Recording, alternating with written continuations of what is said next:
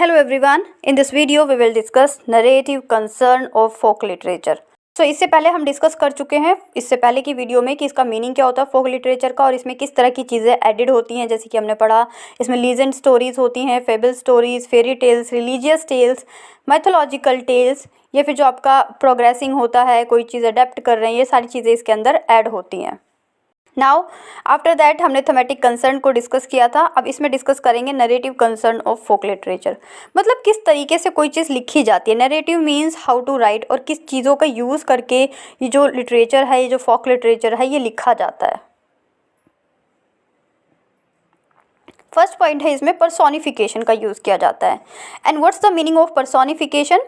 Personification means inanimate object by giving human attribute.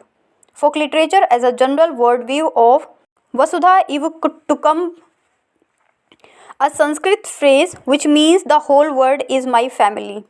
It means that the whole world is my family, मतलब जो पूरा संसार है वो मेरा घर है. It also implies that the world is incomplete without the existence of all kind of human beings. और all kind of human beings आ जाते हैं इसके अंदर, जिनकी strength की बात की जाती है और उनकी weakness की बात की जाती है. नेक्स्ट पॉइंट है इसका hyperbole means human and other animate character are portrait larger than life. कि जो फोक लिटरेचर होता है इसके अंदर हाइपरबोले का बहुत यूज़ होता है. हाइपरबोला होता है मतलब बात को बढ़ा चढ़ा कर बोलना. The use of hyperbola create a way and lasting impression in young mind. For example, Tamil folklore transformation depicts cows come into existence. या फिर इसके अंदर आप एग्जाम्पल ले सकते हैं टू हिज कोए मिस्ट्रेस, जो कि एंड्रयू मार्वल की पोइट्री है. आपने MEG 1 में पढ़ा होगा, तो उसमें वो क्या लाइन्स यूज़ करते हैं? I will praise your breast 200 years if we have time. I will praise your forehead till 100 years if we will have time.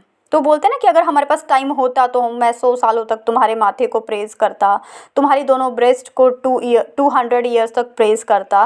तो वहाँ पे क्या है, एक हाइपरबोले का यूज़ किया गया था. तो एक एग्जांपल है हाइपरबोले का, जब बातों को बढ़ा चढ़ा कर बोला जाए, क्योंकि 200 ईयर्स तक तो ह्यूमन इंसानों की जो ज़िंदगी ही नहीं है.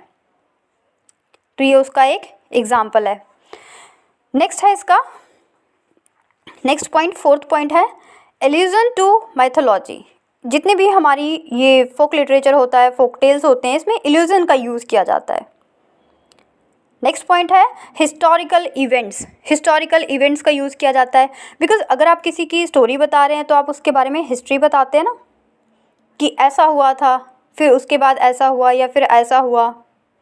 तो क्या है, ये एक हिस्टोरिकल इवेंट है, इवेंट से रिलेटेड होती है. जैसे फोक लिटरेचर किसी राजा से रिलेटेड है, तो आप बताते हैं उस कहानी में, या आपने पढ़ा होगा कि जो इनके फादर थे वो बहुत काइंड हार्टेड किंग थे, उसके बाद जो ये है ये काइंड हार्टेड नहीं है, ये अच्छा काम नहीं करता, बट जो इसका सन है, जो प्रिंस है इस किंगडम का, वो बहुत अच्छा है. तो ये क्या है, एक तरह का हिस्टोरिकल इवेंट चलता है. नेक्स्ट पॉइंट है कल्चरल बिलीव्स. 6 पॉइंट है आपका, लिख सकते हैं. कल्चरल बिलीफ मतलब जो आपका फोक लिटरेचर होता है उसमें कल्चर को इम्पोर्टेंस दी जाती है. वहाँ के जो कल्चर है उसमें लोग क्या सोचते हैं. फॉर एग्जांपल जो हिंदू ट्रेडिशन है उनका कल्चर है, वहाँ पे क्या होता है कि जो रेड क्लॉथ्स हैं, जो रेड कलर होता है, उसको ना एक प्रेजिंग सिंबल मानते हैं, एक पॉजिटिव सिंबल मानते हैं. सेम एज जो मुस्लिम कल्चर है उसमें जो ब्लैक कलर है, जैसे जो उनका बुर्का होता है that is also in black colour, तो उसको एक प्रेजिंग कल्चर मानते हैं. तो कल्चर के बिलीफ को प्रेजेंट करता है. नेक्स्ट पॉइंट है मिथ्स को. मिथ्स मतलब जो किसी चीज़ को लेकर एक मिथ बन जाता है, वो रियलिटी है नहीं है, इस बात से कोई मतलब नहीं है, तो ये चीज़ें इसमें प्रेजेंट की जाती हैं फोक लिटरेचर में. इसका नेक्स्ट पॉइंट है रिलीजियस एल्यूजन. ये इसका 7th पॉइंट है religious allusion. ALLUSION. Religious illusion involve the god as the protagonist. The humanness in gods and goddess create inversion to the hyperbole deeds of human stories. Religious allusion क्या होते हैं, जो धर्म से related होते हैं, जिसमें जो भगवान होते हैं, जो देवी देवता होते हैं, वो ह्यूमन बींग्स की तरह रिएक्ट करते हैं. राइट। तो फोक लिटरेचर में इस चीज़ को भी एलैबोरेट किया जाता है। जो आपकी इग्नू की बुक्स है उसमें इन हर एक जो मेन हेडिंग्स हैं उनसे रिलेटेड एक छोटी छोटी स्टोरीज दी हुई हैं। If you want to complete it then you have to go for it. अगर नहीं करना चाहते तो आप सिर्फ इन पॉइंट्स को इलैबोरेट कीजिए जो मैं आपको एक्सप्लेन कर रही हूँ। नेक्स्ट इसका 8 पॉइंट है, दैट इज करेक्टराइजेशन। कि करेक्टराइजेशन होता है, there are different types of characters in the folk literature और folklore. They are either very good और वेरी बैड क्वालिटीज़।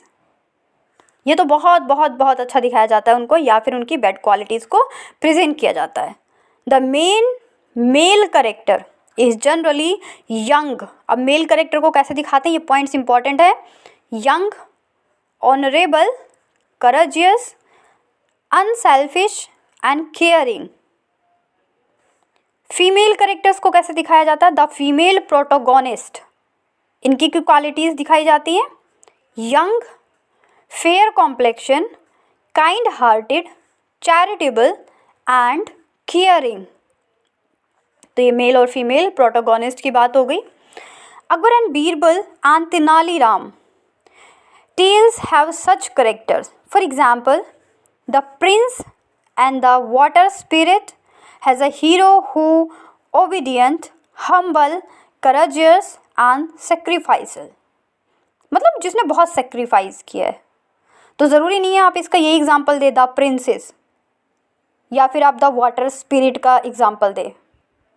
आपको ये दूसरा एग्जाम्पल दे सकते हैं जिसमें प्रेजेंट किया हो कि जो हीरो है वो बहुत काइंड है, बहुत हम्बल है, बहुत काइंड हार्टेड है, इस तरह की चीज़ें। इसकी नेक्स्ट क्वालिटी है, नेक्स्ट पॉइंट है इसका, point number 9, setting. Setting means कि जहाँ पे उस चीज़ को सेट किया गया है। The setting of the action can be like simple cottage. किसी सिंपल कॉटेज में हो सकती है उसकी सेटिंग। मैजिक किंगडम में हो सकती है कि कोई एक राज्य है जहाँ पे जादू होता है, इससे रिलेटेड हो सकती है।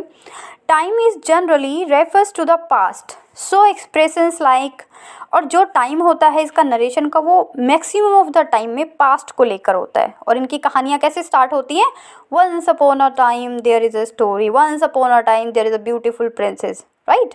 Once upon a time the couple lives happily in the heart. तो मतलब वंस अपॉन अ टाइम, इस तरीके से पास्ट को कनेक्ट करके जो ये हमारा लिटरेचर है, जो फोक लिटरेचर है, ये स्टार्ट होता है generally. Ever after in the general closure of the story, the setting of the story from Panchatantra. Panchatantra से आप सब अवेयर होंगे। तो जो इसकी सेटिंग है, the fox and the cream biscuit is an example. Panchatantra की जो कहानी थी, the fox and the cream biscuit, ये इसका एग्जाम्पल है। आप सेटिंग में कोई दूसरा एग्जाम्पल भी दे सकते हैं किसी दूसरी स्टोरी का, बट वो इस चीज़ को प्रेजेंट करे। अगेन आई सेड कि मैं स्टोरीज़ को नहीं कर रही हूँ। अगर आप स्टोरीज़ में इंटरेस्टेड हैं तो पढ़ सकते हैं, क्योंकि स्टोरीज़ बहुत लेंदी है और एग्ज़ाम में आपसे स्टोरीज़ नहीं, आपसे टू द पॉइंट आंसर पूछा जाएगा। इसका 10 पॉइंट है प्लॉट। अब प्लॉट क्या होता है, folk tales generally have simple plots. बहुत आसान सा प्लॉट होता है, कॉम्प्लिकेशंस नहीं होते। Action starts in the opening generally following explicit and simple pattern. The plot moves faster and keep the listeners attentive.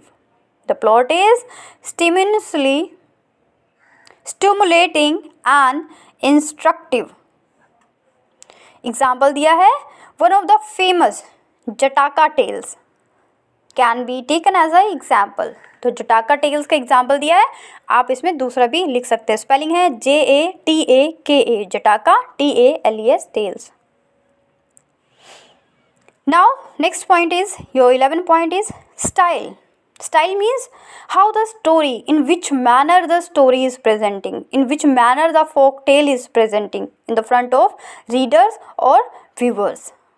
The folk tales are not verbose. The stories are generally to the point.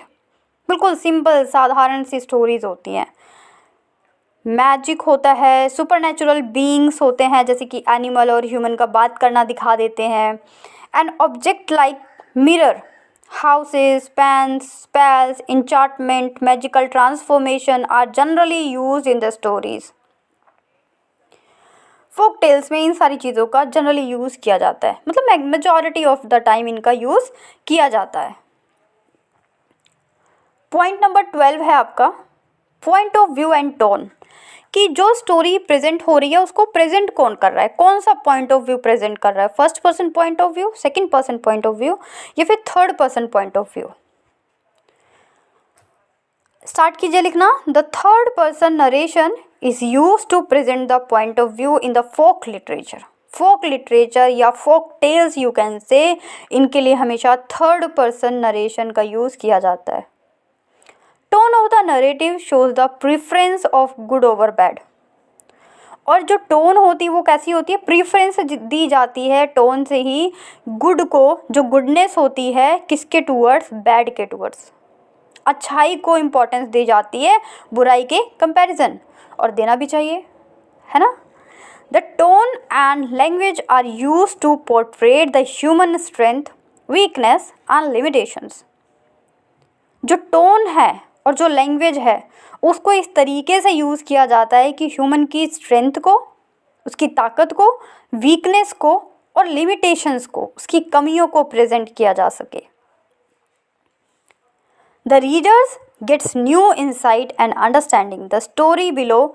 एक story जिसकी example की बात करें, an aesthetic returns home, ये इसका एक example है। या फिर आप कोई दूसरी स्टोरी इसके अंदर इंक्लूड कर सकते हैं। मेजॉरिटी ऑफ द टाइम्स में जो अकबर और बीरबल की जो स्टोरीज़ हैं, या जो बीरबल की स्टोरीज़ हैं या तेनालीराम की स्टोरीज हैं, वो सारी क्या है, third person point of view से नरेट की गई हैं। तो आप कोई भी अगर उनकी स्टोरी याद है आपको, तो आप उसको मेंशन कर सकते हैं। तो ये तो आंसर थी, ये जो अभी हमने डिस्कस किया इसके 12 points, and that is very important. Point wise लिखिए और इनको अच्छे से इलाबोरेट कीजिए। ये था आपका narrative concern of folk literature, और इससे पहले की वीडियो में हमने कवर किया था thematic concern in folk literature. ये दोनों अलग अलग भी पूछे जा सकते हैं और दोनों एक साथ भी पूछे जा सकते हैं। जब ये दोनों एक साथ पूछे जाएंगे तो आपको क्या करना है, दोनों वीडियो 1 और वीडियो 2 दोनों को एक साथ असेंबल करना है। एग्ज़ाम में अलग अलग पूछे जाएंगे तो आपके लिए ईजी है, आप अलग अलग प्रेजेंट करना। बट आंसर को स्टार्ट करने से पहले, जैसे मैंने फर्स्ट वीडियो में थोड़ा सा इंट्रो दिया था फोक लिटरेचर का, आपको उस तरीके से स्टार्ट करना है। मिलते हैं फ्रेंड्स नेक्स्ट वीडियो में।